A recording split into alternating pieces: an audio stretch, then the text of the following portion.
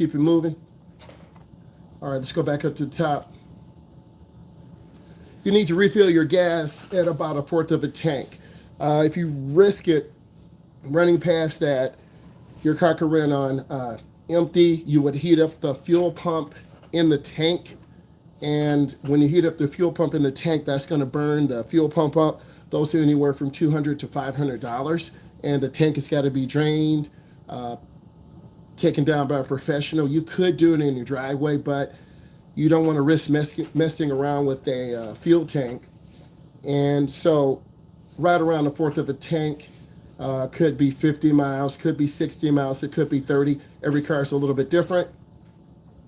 Thank you. At a stop sign with no white lines on the road, where should you stop? You want to stop at the edge of the road prior to the front of your car going out into the roadway. This will allow you to see traffic left and right, and you'll be able to see pedestrians. A lot of beginners stop at the stop sign, but they're scared to move up and look to the left or right. It's called showing the car. So again, you stop at the stop sign, then you move the car forward so you can see traffic to the left and to the right. What do you do when you're driving in the snow and starts to slide? You take your foot off the gas, you steer the direction you want to go. You do not hit the brakes. So lift your foot off the gas, you steer in the direction you need to go. And if you have to hit something, you want to hit something soft.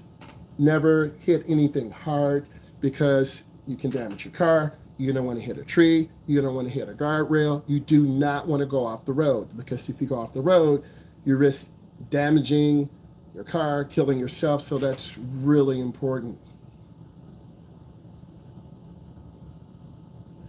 Whenever someone misses time, because most third-party driver's education programs, you have to answer to the state, whether this is Texas, Michigan, Florida. All third-party road testers have to answer to the state in which they work in. So we have a partnership with the state. So we have to have a requirement, and our location is 24 hours of class. If you don't have 24 hours of class and 6 drives and 4 observation hours, you're not compliant. So some of you have missed class, so you won't get your certificate until you make up this class. That's why this class is so important. And if some of you don't take it serious, you won't ever get your credit because you don't take it serious. So it's really up to you, because many of you are in another class, you got kicked out, or you were absent, or you got sick. So I understand that my class is a class where people come in and make up their time, but there are rules and expectations that I need you guys to follow. And if you don't follow those rules and expectations, you'll be put out. It doesn't hurt me, it really hurts you, because everything is on video, and we've been through COVID. You know the expectations. You know that, hey, have your camera on, put your name in there, because it's really up to you. And then when the company looks at the videotape, they're going to say, yep, the instructor required and asked them to show it on the camera. They didn't do it. The class starts at this time. They were late. So I'm just following the rules. And I think most of you would do the same thing if you were me, because you want a good class.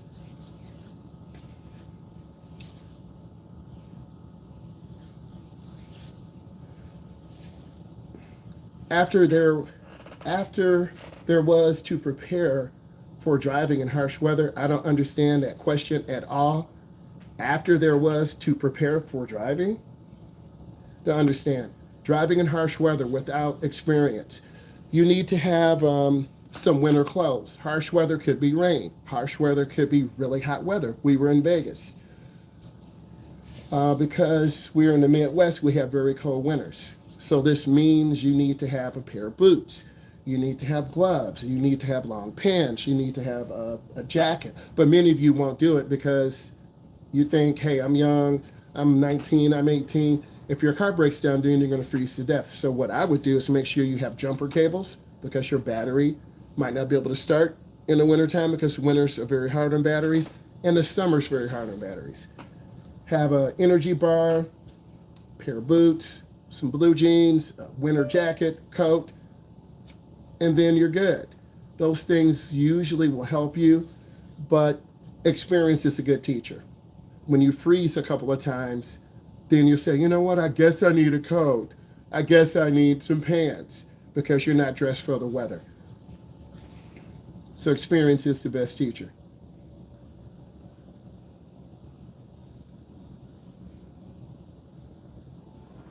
You don't have to remind me here for makeup.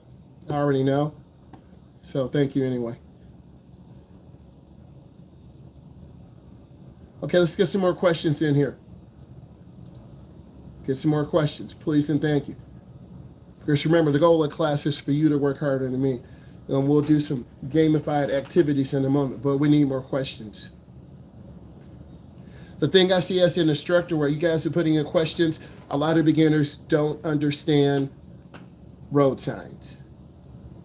You don't understand a yield sign, a stop sign, a flashing yellow, a flashing red. I'm just giving you a list of things that I see to try to help you. It's really important that your mom and dad, once you complete your makeup time, you get out and get driving. And when you get out and get driving, hello, how are you?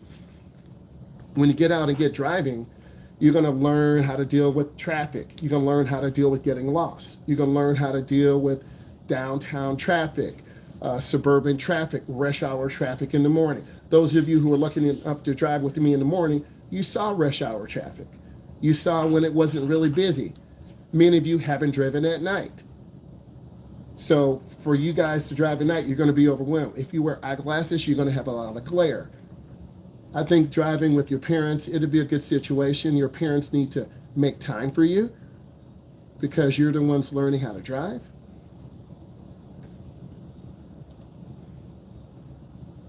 What do you do when your car stops in the middle of the road? You turn on your four-way hazards and you try to get the car over to the side of the road. If you leave your car out there, hey Jake, I'm gonna go ahead and let you go because you're not doing what I need. So I also want to let you know this is serious. So I'm gonna go ahead and let Jake go.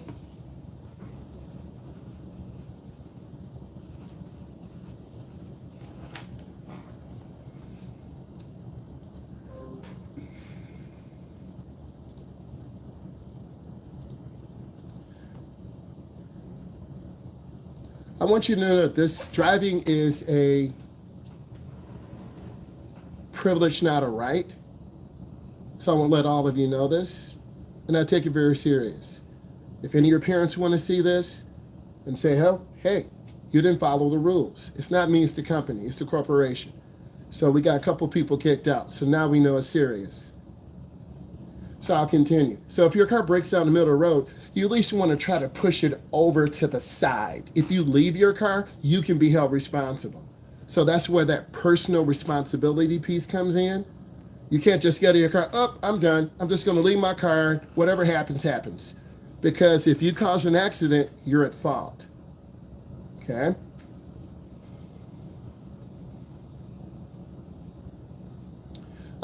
Basically, most beginning drivers don't have proper automotive maintenance. They don't take care of their tires. They don't get oil changes. They don't check the engine out. So once every 30 days, you need to put air in your tires. You need to check your windshield washer solvent. So if you are not a mechanically inclined person, you need to have a friend who works on cars, maybe your high school shop teacher, maybe your college automotive shop teacher may help. A lot of high schools have it where teachers and students can bring their cars in and they can look at them. Cars break down when you really need them to work, like going to your job, going to school first day. So it's really important that you do those basic automotive things that you need to do. So it could be a flat tire, that's a breakdown. It could be your radiator hose splitting or cracking because you never opened the hood to check it. What should you do when you get pulled over, but it's not safe to? You want to drive to a safe place that is well lit. If you stop on the edge of the road, You're just going to make the officer say, "Can you get over to a safe area, please?" You want the officer to feel safe. You want to feel safe. So you want to get to an open area that's well lit. You turn on the interior light of your car. You put your hands on the dashboard because the officer is nervous, you're nervous, and if you start moving in the car, the outcome may not be good because the officers are very nervous. So we want to make their job easy. You have to look in your back.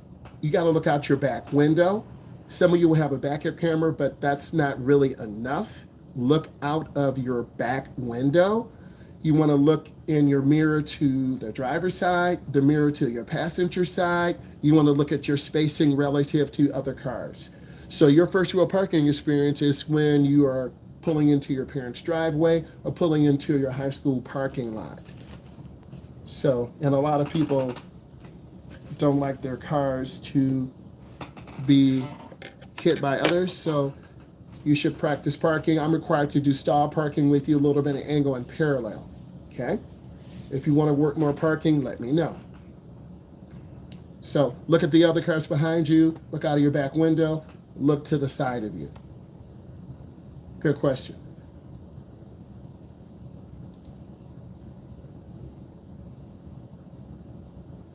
Typically around the third drive, this is when you'll prepare. You'll start learning how to drive. You'll start feeling more comfortable. And if your mom and dad is really excited, they'll help you.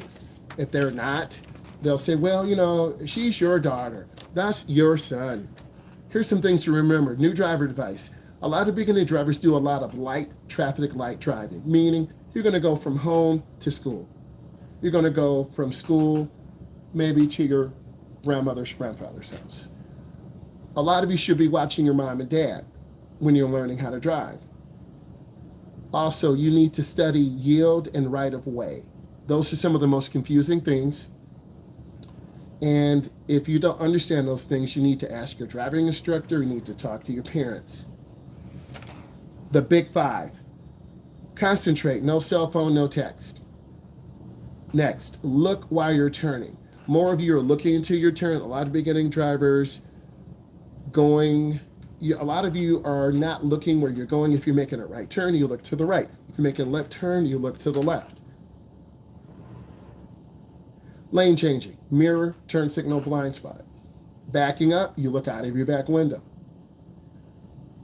You need to have a lot of following distance. A lot of beginning drivers stop too late. You want to stop earlier, let the car roll up. You want to see the rear of the tires on the ground. That might be on your test.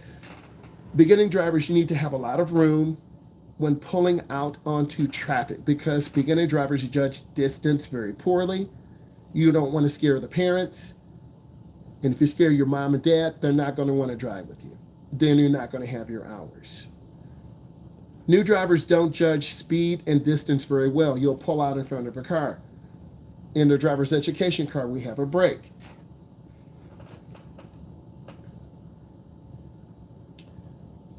A lot of beginning drivers need a lot of verbal instructions.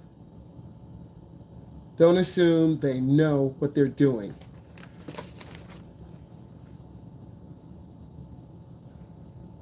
Why answer these questions?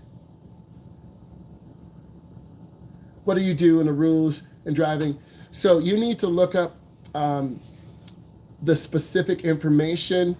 If you live in Hawaii, every state has what every driver must know. For instance, in Hawaii, they have a lot of volcanoes, so you might have something about hot lava.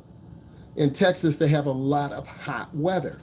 You need to, so every state has what every driver must know. So that's where you need to look up that information.